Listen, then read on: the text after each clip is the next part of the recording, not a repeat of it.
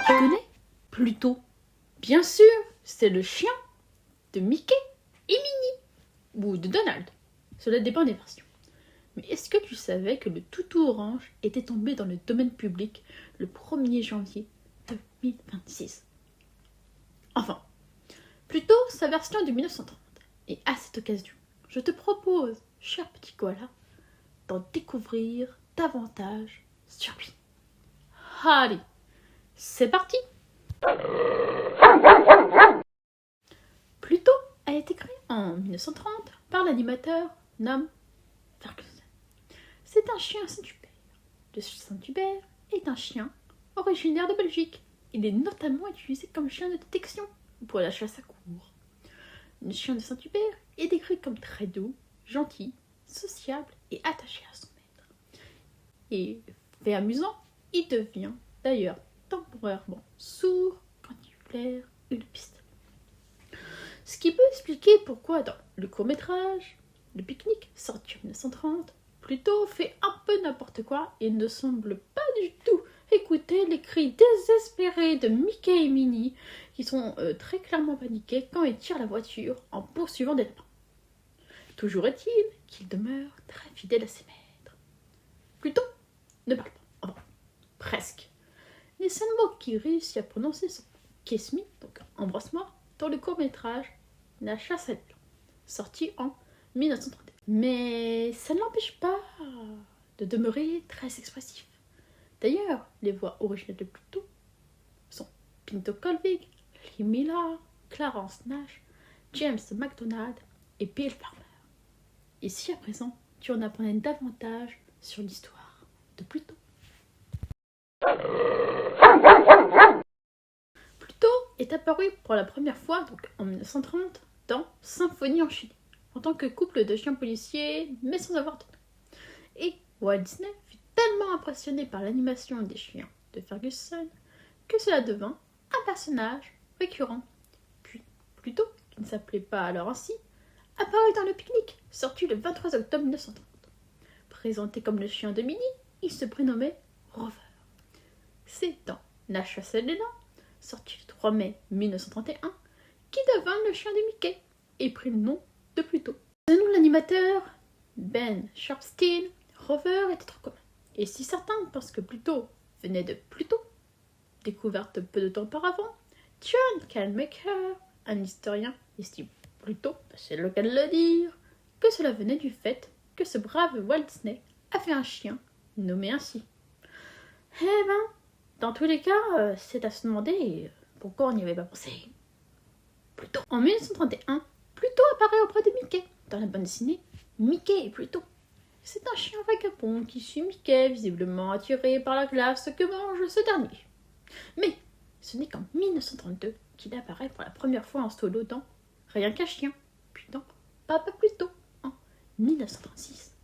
Et d'ailleurs, toujours en 1936, Ferguson écrit un recueil de 4 pages détaillant les expressions, les manières et la personnalité du toutou. Puis, en 1933, apparaissent les consciences anges et démons de Pluto, dans Mickey et son ami Pluto. C'est d'ailleurs grâce à sa conscience ange que Pluto réussira à sauver des chatons et sera récompensé par un gros morceau de poulet. En 1935, ce pauvre Pluto se fait malmener par Donald qui l'oblige à apprendre le patin à glace en attachant les patins à ses pattes. La rencontre suivante eut lieu dans Donald et Pluto, en 1936, où Donald fait avaler à Pluto un aimant. Décidément, Donald n'est pas vraiment tendre avec Pluto. Et que fait Mickey pendant ce temps-là ? C'est à se demander. Dans Purple Pluto, sorti en 1999, Minnie peint accidentellement Pluto avec de la teinture violette pour cheveux qu'elle a dans sa salle de bain, alors qu'elle n'a pas de cheveux et Mickey non plus. Du coup, pourquoi ils ont de la teinture à cheveux ses cheveux ? Bon, revenons à nos moutons. 1937 marque le début de la série des Pluto, notamment avec les quintuplés Pluto. Mais l'année de gloire pour le chien orange, c'est 1942. Il apparaît dans 5 courts-métrages. Pluto Junior, où l'on peut voir son fils, la mascotte de l'armée, Pluto somnambule, Un instant pour Pluto, et enfin Pluto au zoo. Et on peut aussi le voir dans le film publicitaire Hulk. Dès 1943, le toutou doit faire face avec Donald aux bêtises de Tic et Tac dans Plutôt Soldat. C'est d'ailleurs grâce à mes recherches que j'ai découvert que Tic et Tac étaient des tamias et non pas des écureuils, comme je le pensais jusque-là.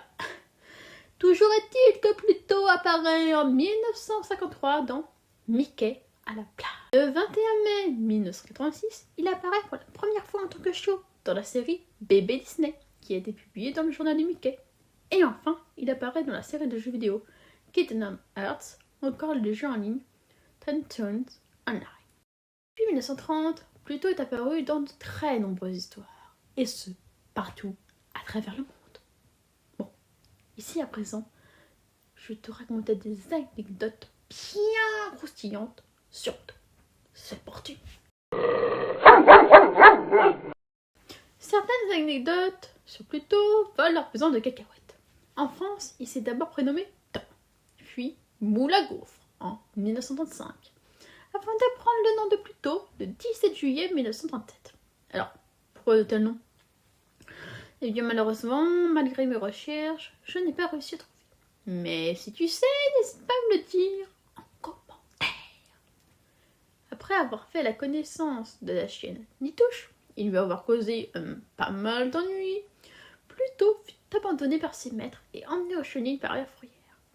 Heureusement, il fut acheté par Mickey, Jojo et Michou, les neveux de Mickey, qui voulaient recueillir un chien abandonné. Dans de nombreuses langues, Pluto s'appelle ainsi, ou Pluton. Mais en turc, il se prénomme Komar. Et en sami, qui est une langue parlée en Norvège, en Suède, en Finlande et en Russie par le peuple sarde, Lundke. Eh oui, Pluto a du succès partout. Ses aventures ont été traduites dans de très nombreuses langues. Mais, mis à part Mickey, Pluto a partagé l'écran avec de nombreux autres personnages, comme Donald Duck, qui d'ailleurs à l'époque où Pluto se nommait Moule à gaufres était prénommé Donald Canard, ce qui est très original, Tango, Tic et Tac, Figaro le chat, etc. Quant au court-métrage Land Emperor, sorti en 1941, et dont il est le héros, il a remporté le prix du meilleur court-métrage d'animation. La première bande dessinée de Pluto est Pluto the Pup, illustré par Al Taliaferro, Floyd Gottfredson. Et ça n'a rien à voir avec les Pink Floyd au cas où.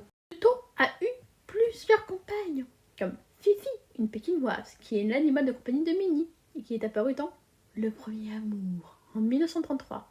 Ou encore Diana, la teckel dont la première apparition a eu lieu dans Le Somnambule. D'ailleurs, en 1937, Pluto et Fifi sont les heureux parents de 5 chiots. Puis, Pluto est alors le papa de Pluto Junior en 1942. Parmi les courts-métrages, films où Pluto apparaît, on peut retrouver La compagne de jeu de Pluto en 1941, où apparaît d'ailleurs Salty le phoque, donc pourquoi pas faire une vidéo sur ce personnage un de ces jours, ou encore Qui veut la peau de Roger Rabbit, ainsi que Le prince et le pauvre. Et la liste est très loin d'être complète. Pour finir, on peut retrouver Pluto dans les parcs Disney, mais aussi à travers de nombreux produits dérivés. Et en fait, quand est-ce qu'on pourra retrouver Pluto dans les aventures Pilou? Bah, peut-être un jour, qui sait. Il ne faut jamais dire jamais. C'est déjà la fin de cette vidéo. Bah, pourvu qu'elle t'ait plu, hein. N'hésite pas à partager, à laisser un petit commentaire, un petit pouce bleu et à t'abonner si ça n'est pas déjà fait. Alors, as-tu appris des choses? Aimerais-tu que je traite un autre jour un autre personnage fictif? Si oui, lequel? N'hésite pas à me faire des propositions en commentaire. Sur ce, je te dis à bientôt pour la prochaine vidéo. Cher petit koala.